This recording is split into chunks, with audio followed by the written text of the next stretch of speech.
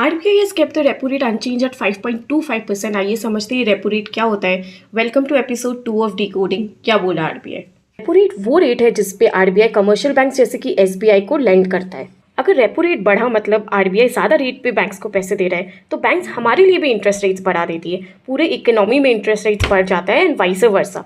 इस मैकेनिज्म में एक ट्विस्ट है, आप वीडियो के एंड तक बने रहिएगा। अगर इकोनॉमी में इंटरेस्ट रेट्स बढ़ा तो लोग बोरो कम करेंगे और स्पेंड कम करेंगे, तो डिमांड कम होगा तो प्राइसेस भी कम होगी और इन्फ्लेशन भी कम हो जाएगा। लेकिन ग्रोथ भी हैम्पर होगा क्योंकि बिजनेस इन्वेस्टमेंट ज़्यादा इंटरेस्ट रेट के कारण कम हो जाएगा। लेकिन अगर इंटरेस्ट रेट कम होता है तो बिजनेसेस ज़्यादा इन्वेस्ट करते हैं तो ग्रोथ तो बढ़ता है लेकिन इन्फ्लेशन भी बढ़ जाता है। Therefore, RBI has to maintain a balance between the two objectives of maintaining growth and controlling inflation. और अब repo mechanism, repo rate is the rate at which RBI lends to banks against government securities. अब इससे क्या होता है आइए समझते हैं। तो let's say the repo rate is 4% और अगर बैंक्स को 100 रुपीज़ चाहिए तो बैंक्स 100 रुपये के गवर्नमेंट सिक्योरिटीज आरबीआई को बेच देता है, जिससे उनको ₹100 मिल जाता है और ये प्रॉमिस करता है कि नेक्स्ट वो गवर्नमेंट सिक्योरिटीज 104 रुपीज़ में खरीद लेगी। So banks are technically repaying ₹104 and 4% is the repo rate.